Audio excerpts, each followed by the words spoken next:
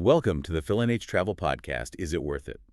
Today's deep dive is an unvarnished, mathematically precise breakdown of Nias Island, Indonesia. Yeah, and we're looking at sources that cover the legendary surf, the 3,500-year-old megalithic culture, the agonizing logistics, and the exact dollar amounts you need to survive and thrive there. Exactly. So we're going to move through exactly 11 crucial areas to give you, a complete verdict on whether this raw frontier is worth your time and money. Right, and we really need to set the stage here because, well, this deep dive is not just another typical travel review. No, definitely not. We are looking at a profound sociological and economic snapshot. I mean, Nias Island right now in 2026 is a place caught in this incredible, almost fragile tension. Yeah, it's totally unique. You have ancient, deeply rooted traditions colliding with a highly specialized, very modern global surf culture. And all of this is operating within an infrastructure that, barely supports either. Which is wild. It really is a fascinating study in what happens when a world-class natural resource exists in a place that the global tourism machine hasn't completely paved over yet. Right. I mean, imagine this. You're paddling out into the ocean at dawn. The water feels like a warm bath. Sounds pretty good so far. Totally. And to your right is this world-class wave that people pay like thousands of dollars to surf in other parts of the world, but there are almost no crowds here. Yeah, practically empty. And then behind you on the beach, there's a 3,500-year-old megalithic society that predates the Roman Empire. Which is just, it's hard to wrap your head around. Right. It sounds like a fantasy. Yeah. Like some hidden treasure map we just dusted off and laid out on the table for you. But this place is entirely real. Yeah, it is. Yeah. So let's unpack this. Why does Nias Island matter right now, and how is it possible that a place like this is still, flying under the radar? Well, it really comes down to structural undervaluation. Nias is a massive island off the west coast of Sumatra. We are talking 5,625 square kilometers. To put that physical geography into perspective for you, that is roughly the exact same size as Bali. Oh, wait, really? It's the size of Bali? Yeah, almost exactly. Because when I think of Bali, I think of, millions of tourists, endless beach clubs, massive traffic jams. What kind of footfall is Nias actually seeing compared to that? That is where the statistics become genuinely staggering, actually. I mean, Bali sees upwards of 5 million international visitors a year. Right, it's packed. But Nias, it receives about 1/100th of that tourist footfall. 100th, wow. Yeah, you are looking at a massive, geographically comparable landmass with virtually zero mass market tourism. Okay, so it's huge and it's empty. But what is it actually drawing the few people who do go there? Because I know surfers have been whispering about this place for decades. Right, so the crown jewel, geographically speaking, is Lagundri Bay, specifically the Sorak Beach right-hander. Okay, a famous wave. Exactly. Australian surfers discovered it back in 1975 by basically bushwhacking through the jungle. That sounds intense. Oh, it was. And since then, it has hosted World Surf League events. Professional surfers rank it right up there with the famous Mentawai Islands. Which are legendary. Totally. But even on a random weekday in 2026, you can paddle out there and find fewer than 20 people in the water. Pause right there.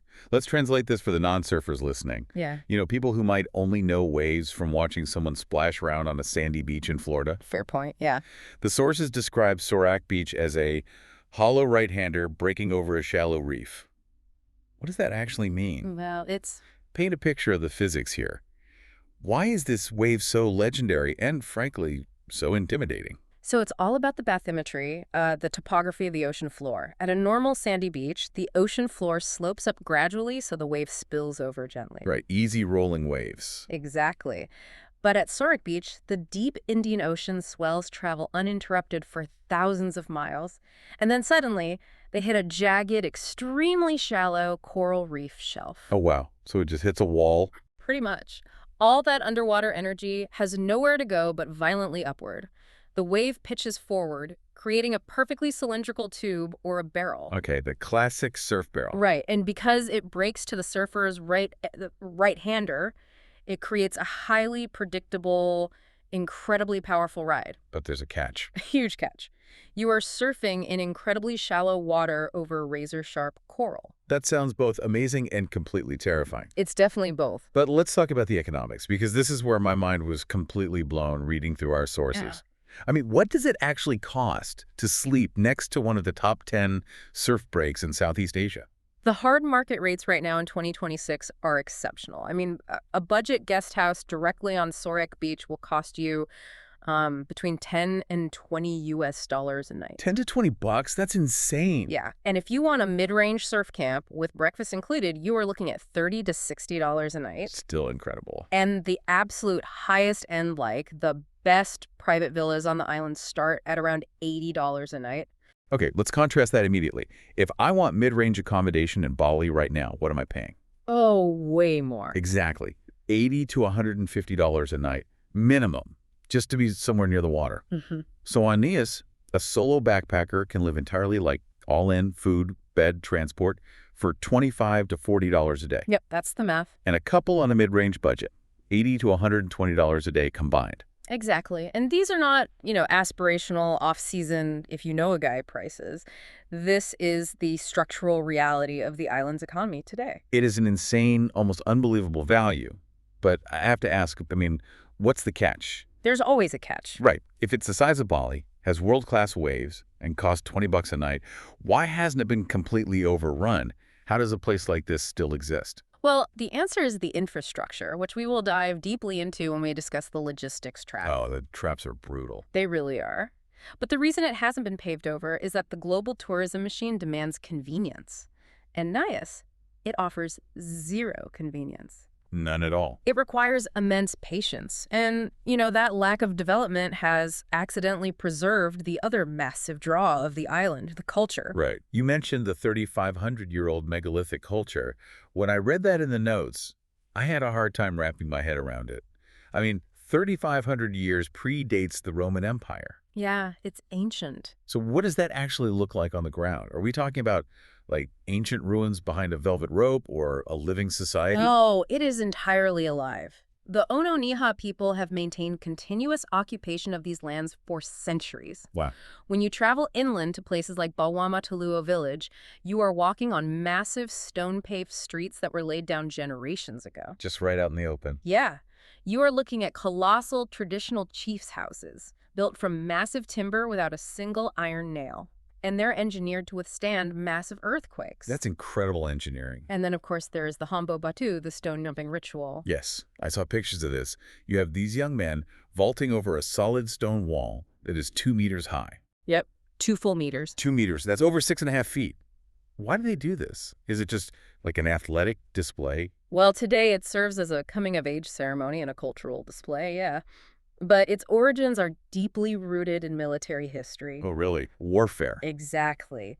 Thousands of years ago, rival villages on Nias were in constant states of tribal warfare. So to protect themselves, villages would build massive defensive walls, sometimes with, bamboo spikes at the top. Okay, so you really didn't want to mess up. Definitely not. To successfully raid an opposing village, a warrior had to be able to sprint, hit a small taking-off stone, and vault over these massive barricades in full combat gear. Wow. So the Hombo Batu started as elite military training. That is fascinating. So it's not some show put on for visitors at 7 p.m. in a hotel lobby. This is a living, breathing culture maintaining its ancestral martial arts. Exactly. The combination of an empty, world-class surf break and an ancient megalithic society functioning side by side. I don't think there is anywhere else in Southeast Asia that offers that exact sociological mix. There really isn't. Which makes deciding exactly when to visit incredibly important, because the island's personality changes drastically depending on the meteorological conditions. Okay, let's look at the weather and the crowds. You said earlier they only get about 20,000 to 40,000 visitors a year. Right, very low volume. That means there are no megabuses disgorging tour groups. So for the few who do go, when is the optimal window? So the dry season from April through October is your main window. But the absolute peak when the island is operating at its maximum potential is June, July, and August. Why that specific 3-month window? What is actually happening in the ocean? It comes down to the mechanics of the Indian Ocean swell. During the Southern Hemisphere winter, which is June through August, massive, violent storms brew deep in the roaring 40s, way down near Antarctica. Okay, so thousands of miles away. Exactly. These storms push massive bands of energy across the Indian Ocean. Because Nias is sitting totally exposed off the west coast of Sumatra, it catches these long-period swells head-on. And that's when the magic happens. Right. That is when Lagundri Bay turns into the terrifying hollow wave we talked about. It's also when the island hosts its major cultural festivals. But because the infrastructure is so small, what happens to the accommodation? I assume those $10 rooms fill up fast. Oh, they do. The main camps around Surak Beach will book out 4 to 6 weeks in advance during that peak window. That's tight. Yeah, and you'll see a slight premium, maybe $5 to $10 extra a night. It's still incredibly cheap, but the supply of beds is heavily constrained. Okay, what about the wet season? November through March? The sources mentioned it's driven by the northwest monsoon, lots of rain, the surf quality deteriorates on the main breaks, and the sea crossings get rough. It gets pretty wild out there, yeah. They also note that room prices drop by about $5 a night. But let me challenge that for a second. Saving $5 a night to sit in monsoon rain with blown-out waves and rough seas sounds completely miserable. Yeah. Who is actually taking that deal? Well, if you were going strictly to surf Lagundri Bay, no one is taking that deal. It would be a frustrating trip. Right, you'd just be sitting inside. Exactly. However, if you are a purely cultural traveler, someone hunting jungle waterfalls, exploring the interior villages, or studying the megalithic architecture, the wet season offers something entirely different. Oh, interesting. How so? The island becomes incredibly lush, the air is cooler, and you will likely be the only foreigner in the entire interior of the island. It's for a very specific type of explorer. That makes sense. Yeah. But the sources also highlight a shoulder season, March and April, and then October. Yes, and structurally, this is the ultimate value window for 2026 and 2027. Why is that? Because the Indian Ocean swell is either just starting to build up in April or slowly winding down in October. The roads have dried out significantly, and you avoid the core surf crowd bottleneck. I love a good shoulder season. Yeah. But looking at the weather is only half the battle. I want to ask you, the listener, to honestly evaluate your own travel style for a second. This is crucial. If you're the kind of person who starts aggressively tapping your phone and panicking when your Uber is 3 minutes late, is this island going to break you? That is the most critical psychological question of this entire deep dive, because Nias does not have a tourist safety net. Not at all. We mentioned Bali earlier. In Bali, if your scooter gets a flat tire, there are 5 mechanics on that street. If you get a mild stomach bug, there is a polished, Western-style clinic around the corner. Super easy. Right. On Nias, minor inconveniences instantly escalate into day-ruining hurdles. So it's a total mindset shift. Completely. The infrastructure is built for a tiny, hardened, very specific local community and a few dedicated surfers. It has never been upgraded for the general tourist. Right. You have to be deeply resilient. You are a guest in a remote working environment, not a consumer in a polished resort. And nothing reinforces that reality quite like the journey to get there. You've picked your season, you've packed your bags, but getting your boots on the ground is a literal gauntlet. Let's look at the arrival logistics. The journey itself acts as a massive filter, honestly. It weeds out anyone who isn't fully committed. Let me walk through the routing from our sources because it is punishing. You have to fly into Panaka Airport, airport code GNS, which is up in North Nias. Right. But to get there, you have to fly out of Medan's Kuala Namu International Airport, code KNO, on the main island of Sumatra. Exactly. The domestic hop from Medan to Nias is a 55-minute flight on regional carriers like Wings Air or Citilink, costing roughly $30 to $55 one way. Which sounds easy enough, but getting to Medan is the real nightmare. If I'm flying out of Sydney or Melbourne, I'm routing through Singapore or Kuala Lumpur, then down to Medan. Yeah, that's a long haul. The sources say that's 14 to 18 hours of travel, costing $750 to $1,100 return. From London, I'm routing through AirAsia or Singapore Airlines, $800 to $1,050 return. Toronto, $950 to $1,200 return. And remember, that only gets you to the northern tip of Nias. Exactly. And the surf and the main culture hubs are in the south. So from the airport in North Nias down to Lagundri Bay, it is a 2.5 to 3 hour drive. Down some rough roads, too. Yeah. A private car costs $15 to $25. So let me push back on this value proposition. Let's say I'm flying from Sydney. 18 hours of international and domestic flights, layovers in massive airports, plus a bumpy 3-hour car ride in deep tropical humidity. It's a lot.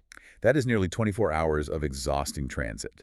Is a $10 room really worth that kind of jet lag and physical toll? If the goal is simply a cheap room by a beach, then the answer is absolutely not. you should go to Thailand or Vietnam. Right. Keep it simple. Exactly. The travel time obliterates the financial savings if you're just looking to relax. But it's about the sensory profile of the arrival. It's the contrast. Tell me about that arrival. What does it actually feel like when you finish that brutal 3-hour drive? Well, when you finally pull into Lagundri Bay, the contrast to a modern resort is jarring in the best way possible. Okay, paint the picture.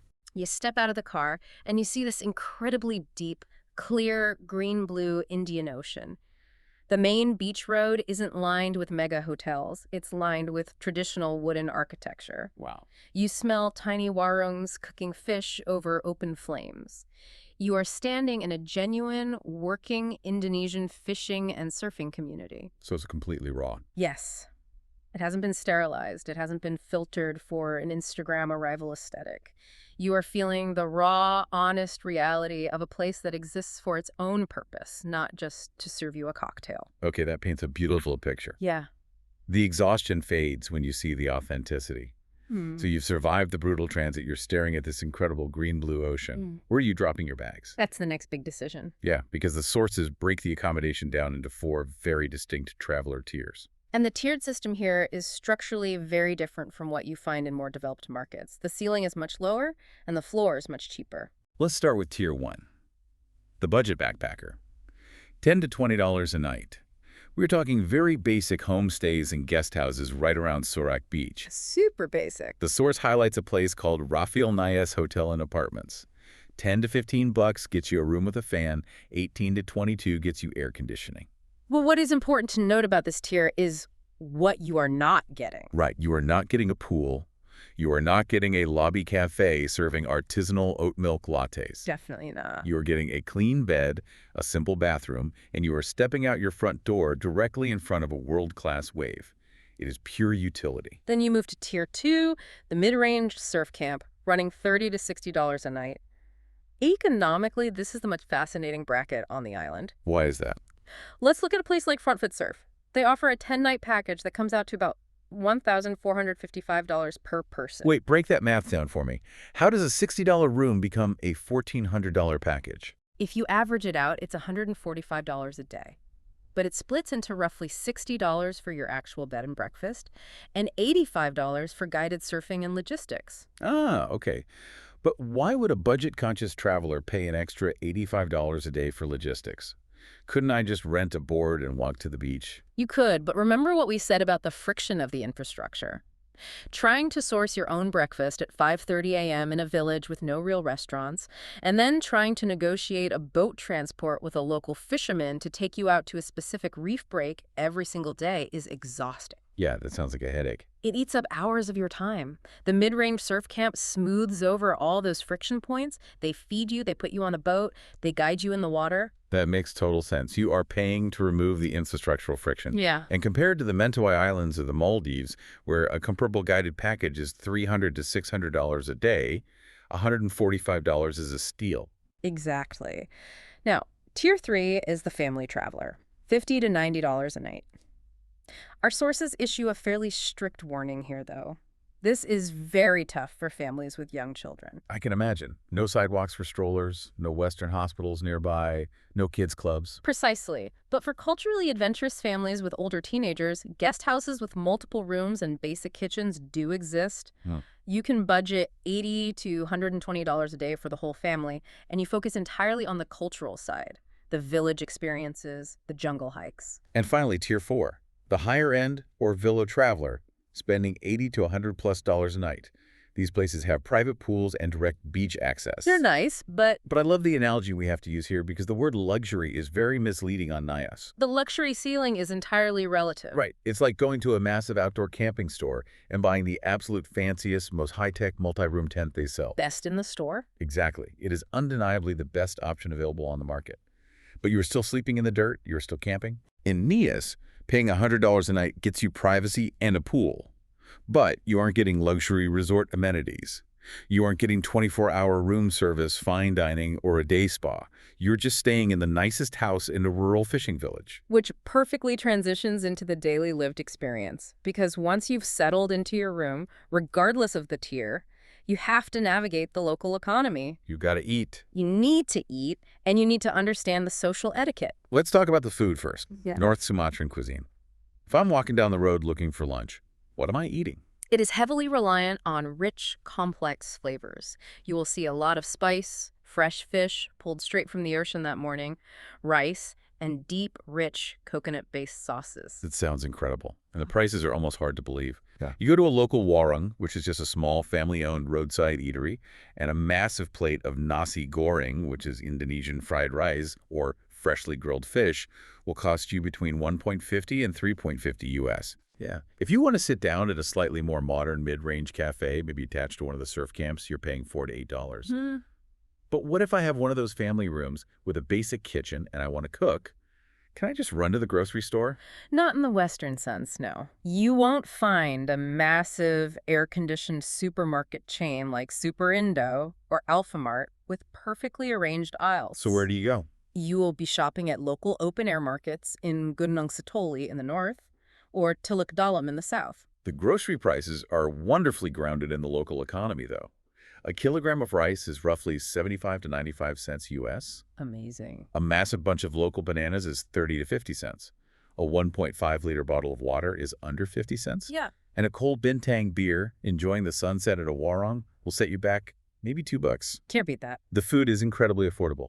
But as much as I love talking about cheap beer, the etiquette is where the real stakes of this trip lie. This is perhaps the most crucial part of understanding Nias. We talked about the Onaniha people and their 3,500 years of continuous history. Maintaining that continuity requires an intense social structure. How does that social structure manifest when you visit a place like Bawömataluo Village? It manifests as deep, unwavering respect for elders, for village chiefs, and for sacred sites.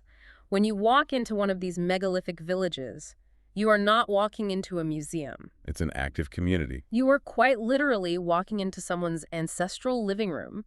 You are expected to dress modestly, covering shoulders and knees. You must ask permission before pointing a camera at someone. It is wild to me how stark the contrast is between a modern tourist who steps off a scooter, GoPros strapped to their head, aggressively filming local residents going about their day without saying a word, versus a traveler who takes a breath, lowers the camera, asks permission, and actually respects the gravity of a living millennial-old community. And that respect extends to the economics of the village, which is something a lot of budget travelers fundamentally misunderstand. Yeah, let's get into this. If a community offers a traditional dance, or you watch the stone jumping ceremony, a donation of $2 to $5 to the village collective is standard.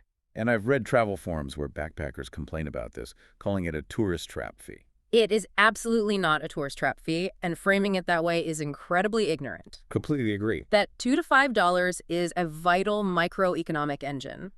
Think about the resources required to maintain massive stone architecture, or the immense amount of time required to physically train young men to vault a 2-meter stone wall without breaking their necks. That takes years. Exactly. That small donation goes into a village collective. It allows these communities to sustain their authentic historical traditions in the modern world without having to sell out to corporate tourism developers or turn their ancestral home into a sterile theme park. That is such a profound way to look at it. You are paying $2 to help ensure a 3-millennia-old tradition doesn't go extinct. That is the best $2 you will spend on your entire trip. Without a doubt. So let's zoom out. We have all the individual inputs, the bed, the fish, the donations. Let's synthesize the total daily run rate for the 4 main budget categories. Okay, so for the low-budget backpacker, you are looking at $25 to $40 a day.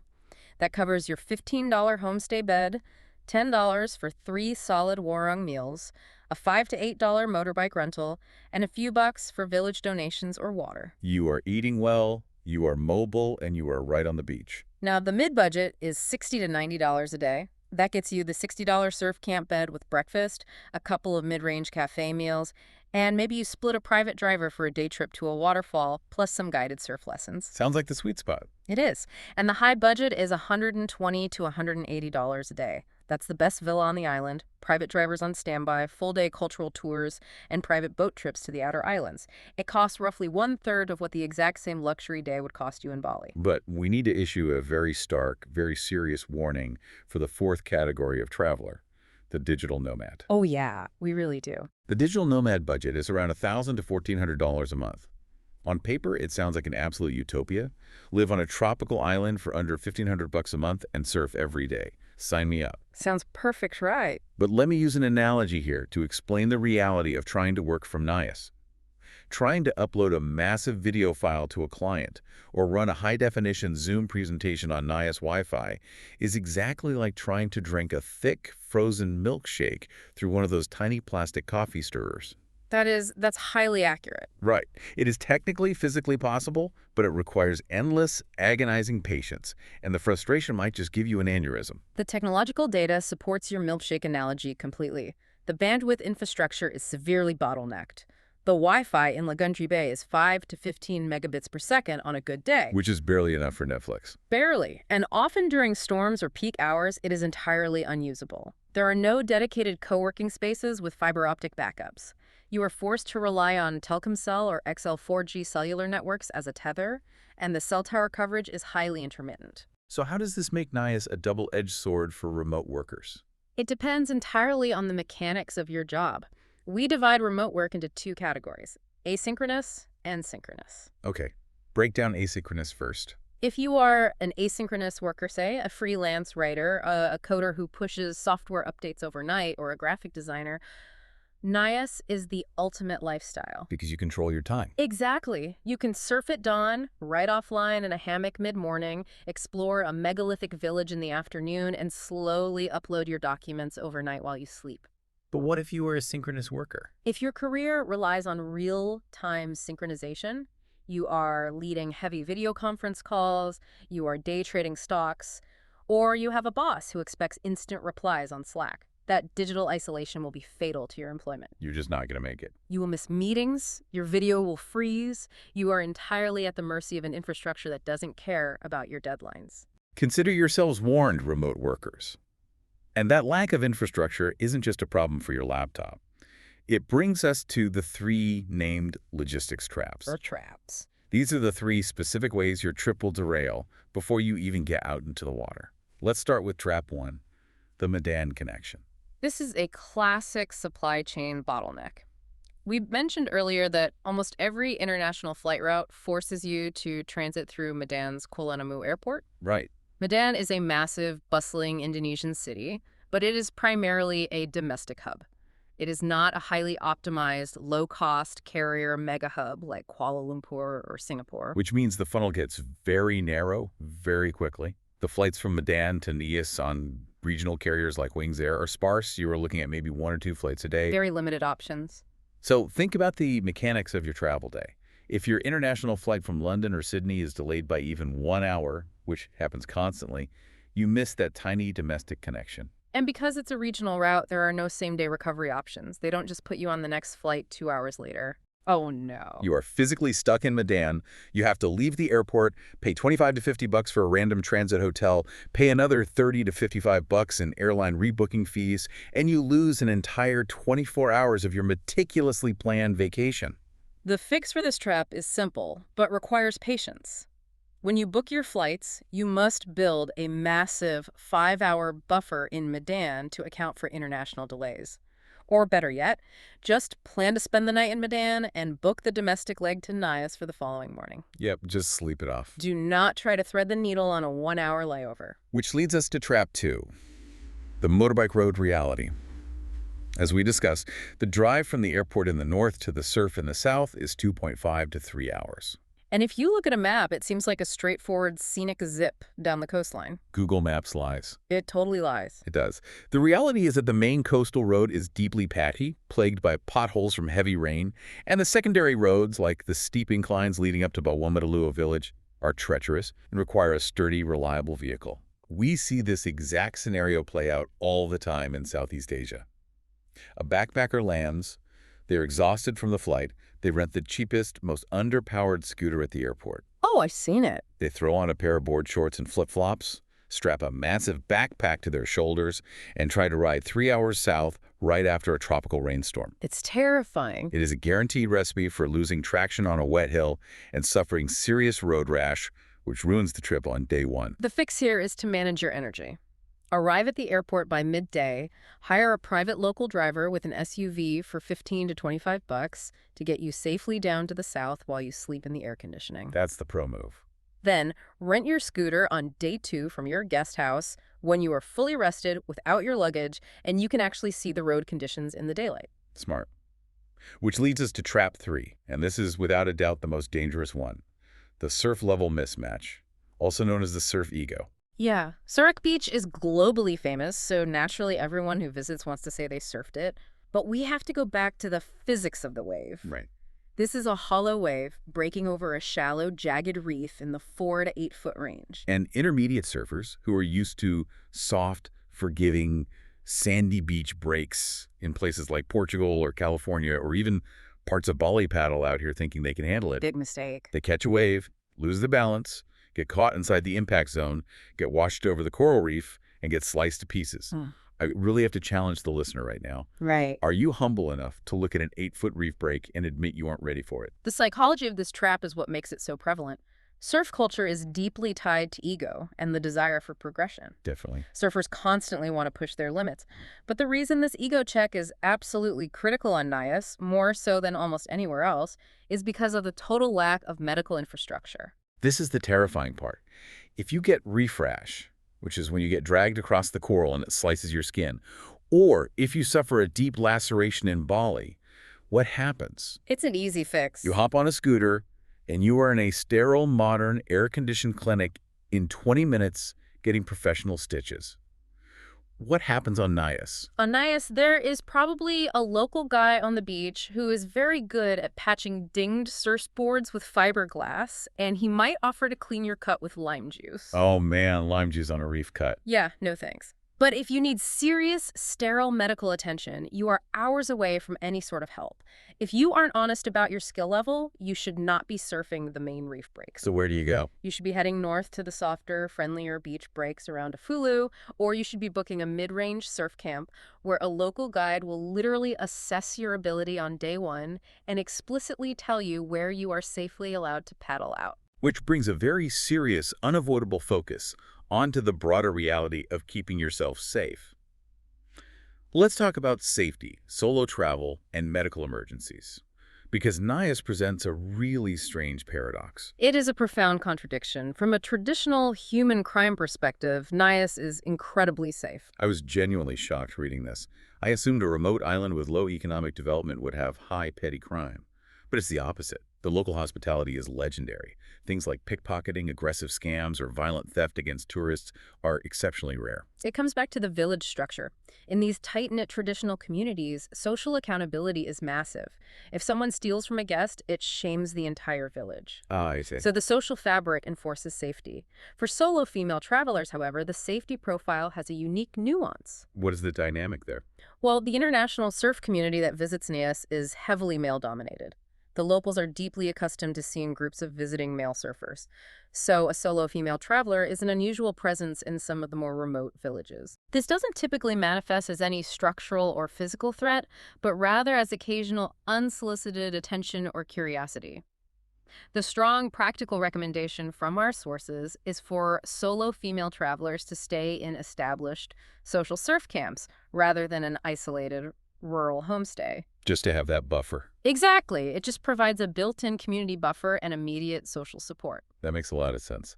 But let's circle back to the medical reality, because as we established, no one is going to steal your wallet, but the ocean might try to end you. Exactly. The environmental and logistical dangers are extreme. The island operates basic local clinics, known as puskesmas, in the main towns of Gunung Sitoli and Teluk Dalam. They can handle minor infections or basic first aid. Band-aids and basics. Yeah, but if you hit your head on the reef, break a femur in a scooter crash, or contract a severe tropical illness, a real hospital requires an air evacuation off the island back to Medan. An air evacuation. Let's talk about the logistics of that. You are talking about coordinating a medical flight, which is a 2 to 4 hour process in optimal weather conditions, assuming a plane is even available. Which is why we need to state this as emphatically as possible.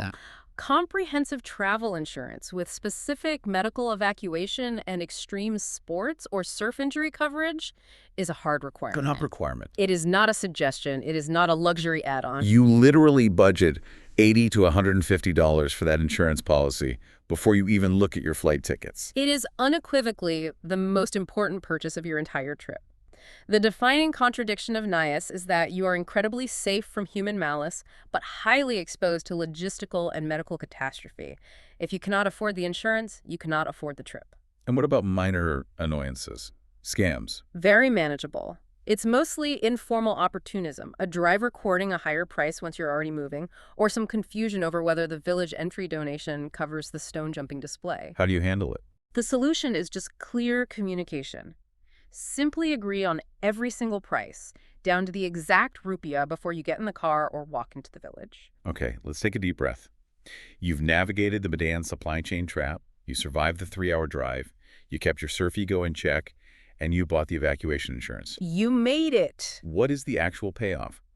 What are the highest highs and the lowest lows of being boots on the ground in Nias? The highs are world-class bucket list experiences. Best moment number 1 is the sunrise surf at Lagundri Bay. Picture this scenario. You wake up in the dark, you grab your board, and you paddle out at first light. The water is a bathwater warm 27 to 29 degrees Celsius. Perfect temperature. The wave is barreling perfectly over the reef, glowing orange in the sunrise. And you look around, and there are fewer than 20 people out there with you. You paid $15 for your bed and $5 to rent a board. Meanwhile, surfers are paying upwards of $3,000 on luxury boat charters in the Mentawai Islands, trying to find that exact same feeling of an uncrowded, perfect wave. best moment number 2 is the cultural immersion at Bawömataluo Village. It's about a 45-minute drive from the bay. Standing in the courtyard, surrounded by megalithic stone carvings, watching the Hombo Batu stone jumping. Just feeling the history? Yeah. Seeing a young man in traditional warrior dress sprint and vault over a 120-centimeter solid stone pillar is breathtaking.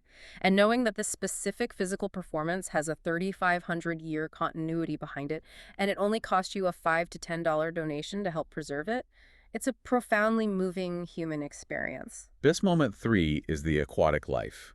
Taking a half-day boat trip to the Hinako Islands, you were talking about pristine, untouched coral reefs, crystal clear water, zero crowds, and it costs maybe $30 to $50 a person. It's like stepping back in time. It's the kind of snorkeling you thought didn't exist anymore. Hmm. But we have to be honest. We have to look at the disappointments. What breaks the illusion? Well, the universal complaint from almost every traveler is the road infrastructure. Once you leave the main coastal corridor to explore the interior, the roads are punishing. Really bad. They are dusty in the dry season, muddy in the wet season, slow and physically draining to navigate. And then there is the food scene. Yeah. If you are a foodie who travels to eat at trendy fusion restaurants, Nias will test your sanity. There are no chic evening beach bars with DJ sets. There are no high-end culinary pop-ups. It gets repetitive fast. After 4 or 5 days, the reality sets in. You are eating the exact same bowl of rice, the exact same grilled fish, and the exact same bananas at 7 p.m. in the relative dark because the village shuts down early. Plus, dealing with the Wi-Fi is a daily grinding frustration. Yeah. How does a traveler balance that? The absolute transcending euphoria of the perfect sunrise wave with the repetitive, slightly boring reality of the evenings. You have to completely reframe how you view those disappointments. They're not flaws in the destination. They are the required cost of admission. That's a good way to look at it. Think about it mechanically. The only reason that perfect sunrise wave is empty, and the only reason that megalithic village remains fiercely authentic, is because the roads are terrible, the food is repetitive, and the Wi-Fi doesn't work. Right, it's a natural barrier. Those infrastructural hurdles act as a moat. They keep the masses away. If the roads were perfectly paved and the internet was lightning fast, Nias would just be Bali. The crowds would arrive, and the magic would be instantly destroyed. That is perfectly said. The difficulty is the filter. But let's say the bad roads and the thin food scene just sound too punishing. You want the tropical vibe, but you don't want to suffer for it. Where else should you go? We look at 2 main alternative comparisons for this region. Alternative 1 is the Mentawai Islands, which are also off the coast of Sumatra. This is the premium high-end option.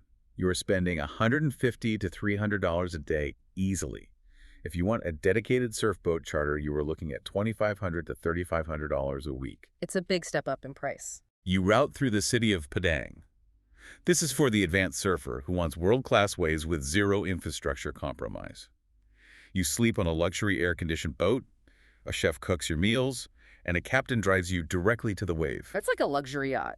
If the Mentawais are a luxury yacht, Nias is a rugged, off-road, overland expedition. Mentawai wins hands down on comfort, but Nias wins completely on price and deep cultural interaction. Now, alternative 2 is Siargao Island in the Philippines. This is for the traveler who wants the island surf vibe but needs an easy, comfortable entry point into the lifestyle. Siargao is famous for the Cloud9 surf break.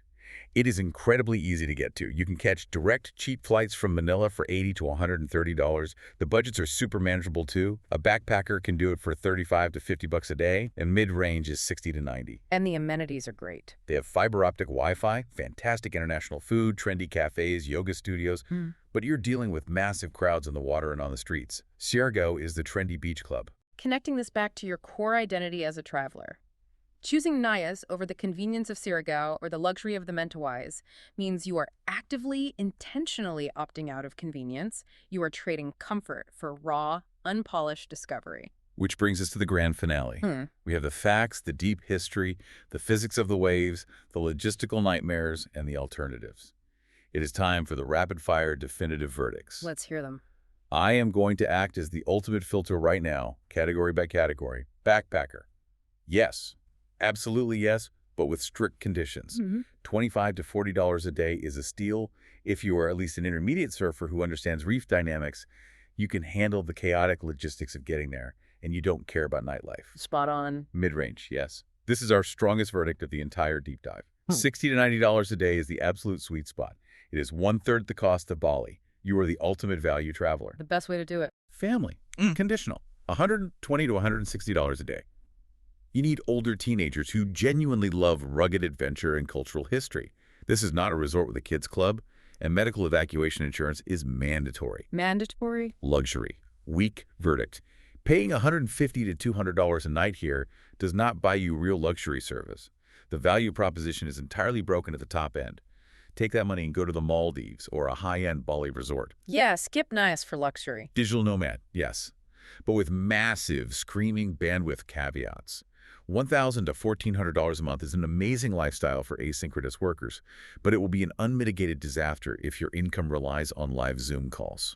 If we synthesize all of the economics and sociology we've discussed today, the reason the mid-range traveler emphatically wins Nias in 2026 is deeply philosophical. How so? They deploy just enough capital, that's $60 to $90 a day, to smooth over the most painful infrastructure gaps. They pay to eliminate the breakfast logistics and the airport transfers while retaining 100% of the cultural authenticity and the raw adventure of the island. They buy back their time. Exactly. They are paying for a buffer against the chaos, but they aren't paying to live in a sterilized bubble. Beautifully put. Paying for the buffer, not the bubble. And as we close out this deep dive, I want to leave you with one final, perhaps slightly melancholy thought to ponder. We know that the Indonesian government is slowly, inevitably upgrading the roads and installing more cell towers on Nias to accommodate a slow trickle of more visitors over the next decade. It's bound to happen. As that digital modernity inevitably creeps into the jungle, you have to ask yourself, will a 3,500-year-old megalithic culture built on stone jumping and ancestral isolation be able to survive that influx of iPhones and global connectivity? Or is right now, today, the very last window in human history to see this island in its pure, isolated state? If this gave you the honest verdict you needed, follow the show. New episodes drop every day. That is the honest verdict from Phil and H.